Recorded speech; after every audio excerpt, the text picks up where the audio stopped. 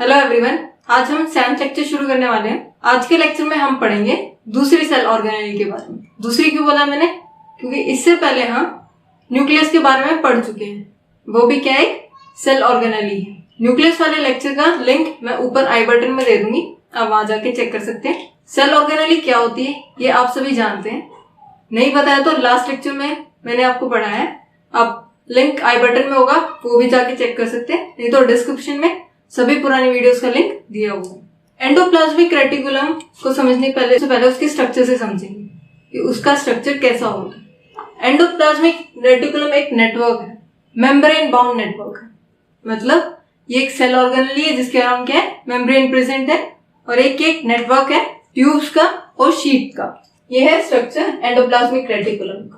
ये दोनों ही endoplasmic reticulum है। अब देख सकते हैं इन दोनों में थोड़ा डिफरेंस है। ये वाला जो एंडोप्लाज्मिक रेटिकुलम है, इसके ऊपर मैंने राइबोसोम्स बनाए हुए और इसके ऊपर कोई भी राइबोसोम नहीं है। दोनों ही एंडोप्लाज्मिक रेटिकुलम है। इससे हम क्या देख सकते हैं कि एंडोप्लाज्मिक रेटिकुलम दो टाइप के होते हैं, स्मूथ एंडोप्लाज्मिक रेटिकुलम और रफ एंडोप्लाज्मिक रेटिकुलम।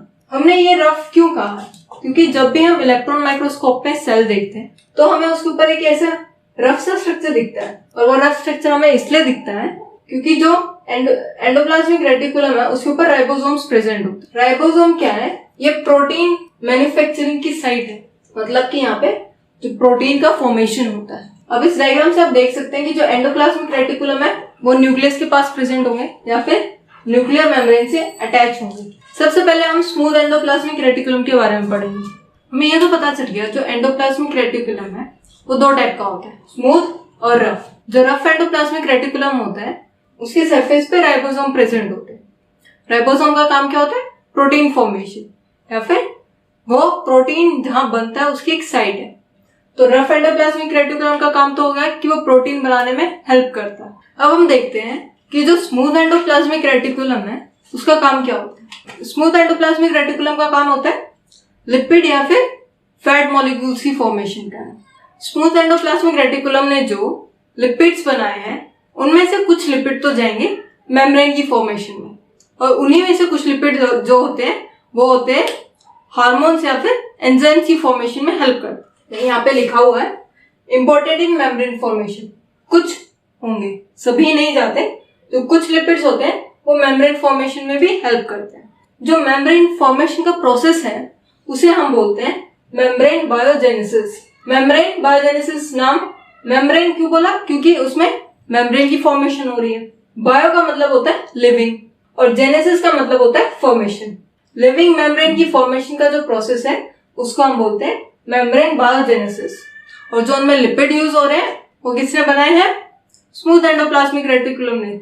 जो सबसे इंपॉर्टेंट फंक्शन है स्मूथ एंडोप्लाज्मिक रेटिकुलम का, इंपॉर्टेंट रोल प्ले करता है डीऑक्सीफाई करने के लिए जो पॉइजन्स है या फिर ड्रग्स है। डीऑक्सीफाई का मतलब आपके बॉडी के अंदर ड्रग्स चली या फिर कोई भी पॉइजन चला ले, उसको न्यूट्रलाइज करने का काम करता है smooth endoplasmic reticulum.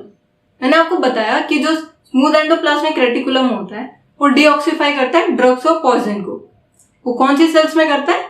Liver cells में, क्योंकि जो लिवर सेल्स होते हैं उन्हीं के अंदर जो डीऑक्सीफाई का काम होता है। अब हम देखते हैं जो एंडोप्लाज्मिक रेटिकुलम है उसका काम क्या होता है। वो एक नेटवर्क सिस्टम होता है, आपने पीछे देखा एक लार्ज नेटवर्क सिस्टम है, ये एक नेटवर्क सिस्टम होता है। तो नेटवर्क है तो ये क्या करता है?